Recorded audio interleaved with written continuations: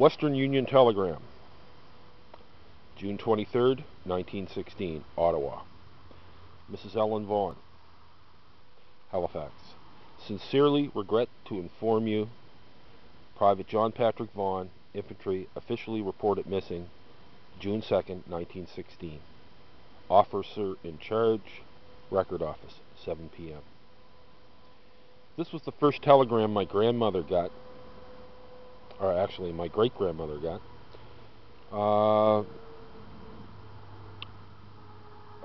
signifying that my uncle was missing at the Battle of Mount Sorrel.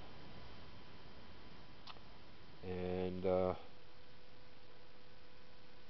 my mother talked about how everybody felt about this, how devastating it was. Up at that point, we hadn't lost a family member in the First World War, and you know, everybody was pretty upset by this. Anyway, on July 11th, they received this: Western Union Telegram, Mrs. Ellen Vaughan.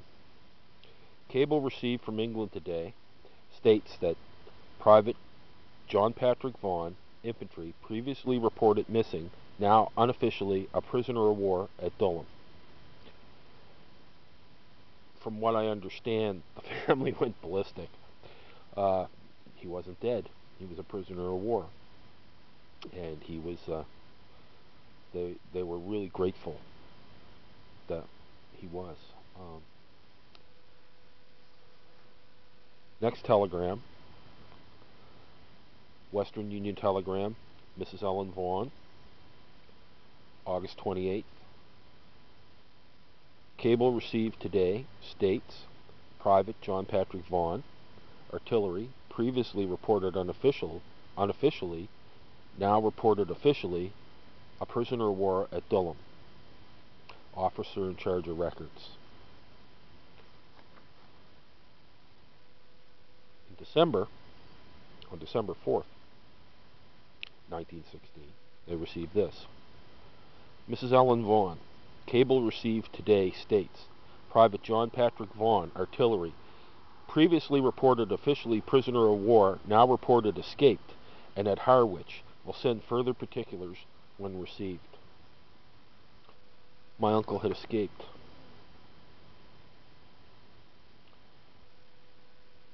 This is from King George V, the Private John Patrick Vaughan, 3rd Machine Gun Company. The Queen joins me in welcoming you on your release from the miseries and hardships which you have endured with so much patience and courage. During these many months of trial and early rescue of our gallant officers and men from the cruelties of the captivity has been uppermost in our thoughts.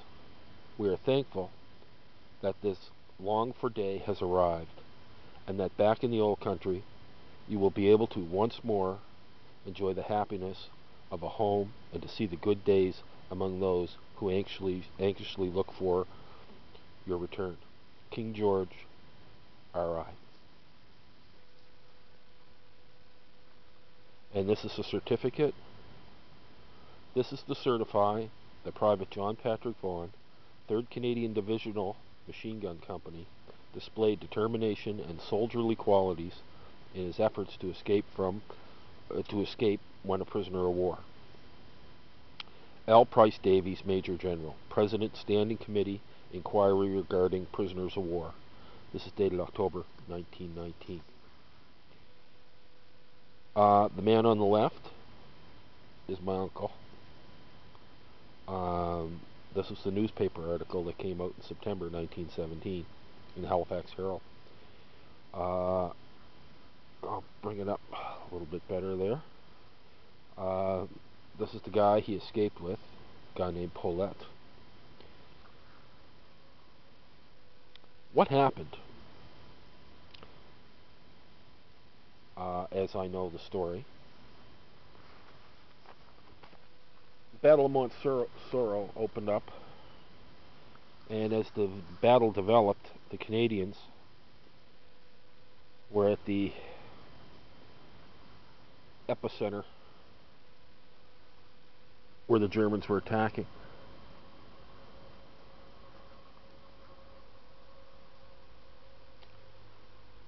They leveled their guns and they were firing over their sights at 800 yards. They were literally blasting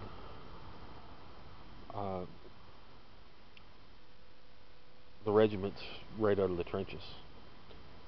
Uncle John got hit with shrapnel, and he went back to the aid station and to get patched up. And while he was at the aid station, an officer came in and said, "Boys, we need everybody we can up at the line. Anybody who can go back and fight, would they go back?" So my uncle, he just got some shrapnel in the forearm. He was in pretty good shape, so he hit it back. He got back to the line, and almost everybody was either dead, wounded, or gone. Even so, he set up a machine gun, and he started firing. After a short time, he realized the Germans were flanking him on both sides, and he decided better get the hell out of there. So he dismantled the machine gun, scattered the parts, picked up a rifle, and started down the communication trenches, doing a running gun battle with the Germans. But eventually, they cut off his retreat.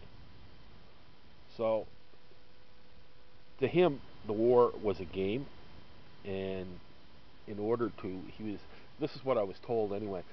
My mother told me that everything he did was a game, and the war was a game to him. So, in order to win, he decided he would bury himself. So, that's when they got him. He was in the process of covering himself over with dirt, hopefully to be able to get away and fight some more. But that's not what happened. They got him, and apparently they beat the living crap right out of him. And they shipped him back to be a prisoner. When he arrived in the camp, they were pretty hungry and they were in rough shape, but they got to see medical officers. They were fed, not to any great degree, because the Germans didn't have a lot at that time because they were quite cut off, but they did what they did for them. He met up with this Pollock guy, and they became buddies, and they started to formulate an escape plan.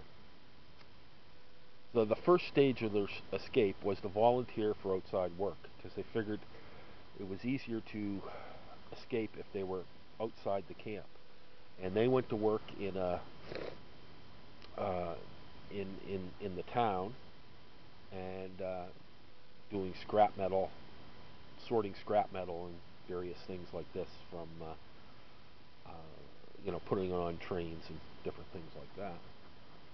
And one day they were going around on a work party, and he saw a kid who had a toy compass, and somehow he got it away from him. It was never clear. He must have bartered for it or whatever, or maybe he stole it, I don't know. But he got this toy compass. The next item that he got was a map, and he got that at a railway station, and he saw it on the wall. He saw his opportunity. He went in, took the map. Pretty smart guy, this guy. He knew that if they discovered the map missing, they'd search their barracks. So what he did was he buried it outside, or hid it outside, away from the barracks, so that he could get it back later. And sure enough, they went in, they searched everything. They used to communicate with urine. They would write in urine, and then if you heat it, it comes up in paper. I've known that all my life. My mom taught me that because he taught it to her. So anyway, the barracks they were in was divided in half. One half were Belgian workers, and there was a wall between them and the Belgian workers, and then the British Canadian prisoners of war were in the other half of the barracks.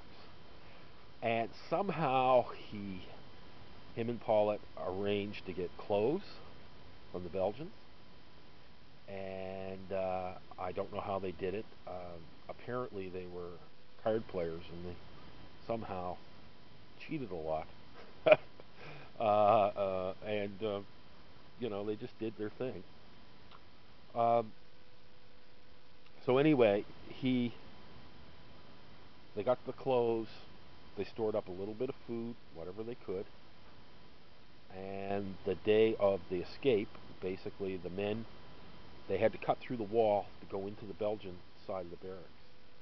So the men, the other prisoners, they were singing and making noise while they cut through. And when they cut through, there was only one Belgian in the other side of the barracks. And when he seen that they were cutting through, he stood up at the window and he just stared out the window so that he could effectively say, I saw nothing. Right? And my uncle and Paulette were out on the street.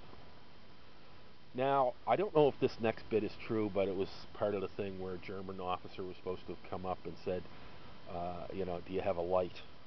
Like in every movie that's ever been done. I don't know if that's true or not. I kind of doubt that. But anyway, they got down to the River Rhine, stole a boat, and using the map, they knew approximately when they were in line with Holland. They ditched the boat. By that time, the word had been out they'd been escaped.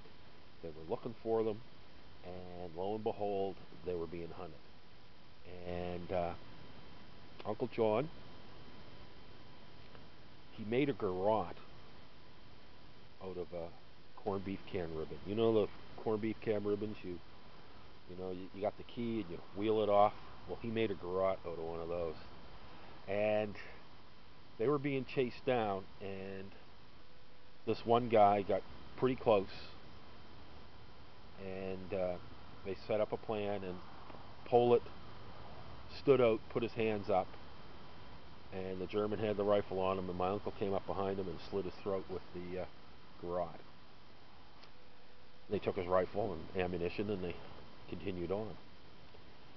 And it took them a day and a half or whatever, and they seen these workers and working on the railroad, and by this time they were pretty hungry, so they figured, well, let's go see what these guys are about. And they went up, and they'd been in Holland, right, for about 7 or 8 hours. They crossed the border. They were interred and sent to England, and they ended up in the Tower of London.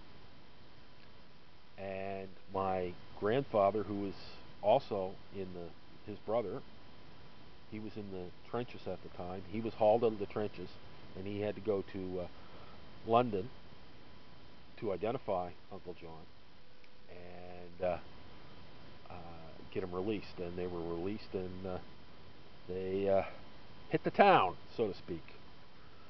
And looking at the military records of my grandfather, about 3 weeks later, he's going in for the clap. I guess they hit the town, and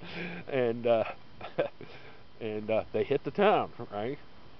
So anyway, my uncle is sent back to Canada, back to Halifax. He's a big hero. All the newspapers have this story in it. And they're going to have a great big dinner for him and everything like that. Now, because he's an escaped prisoner of war, they never sent those guys back to the line. I'm not sure the reason why, but he never had to go back overseas, which apparently he wanted to. Why? I have no idea. But like I said, the war to him was a game, and he really enjoyed it. Unlike my grandfather, who despised it. And you know what's interesting too?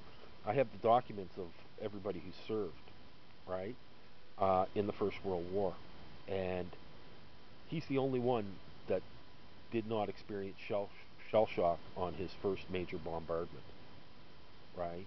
It just didn't affect him. And from what I understand is that there are a certain percentage of the population that when they go into war, to them it's just a game, and whatever happens, it has no effect. The rest of us, it affects you, right? Because we're normal. From what Mom told me, Uncle John was not the most normal guy.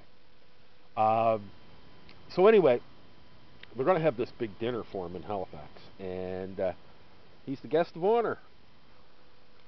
Big hero, right? And him and Paula were the first two Canadians to escape from a German prisoner of war camp. There was an officer who escaped before him, but he was Danish, who just happened to be serving in the Canadian military. But these guys were Canadian-born Canadians, and they were the first. So this is a big deal, right? So my uncle, he's at this thing, and he's putting the booze back. And apparently some colonel or general's up speaking, and he's saying stuff like, yeah, I was at the front, and I went to the hospitals, and to a man, every one of our soldiers said, sir, when can we get back at the Germans? And my uncle went, bullshit, you're a fucking liar. And they threw him out of the dinner. The dinner was in his honor, and he got thrown out because he embarrassed a senior officer. But the thing was that his personality type, that's just the way he was. He was he was a different guy. Him and my grandfather, in Halifax, there's these grain elevators, and they were working on them. They were up on the staging, up about 100, 120 feet. And they got into an argument and started a fist fight on the staging. This is how crazy these guys were. But anyway, this is I just wanted people to hear the story about my uncle.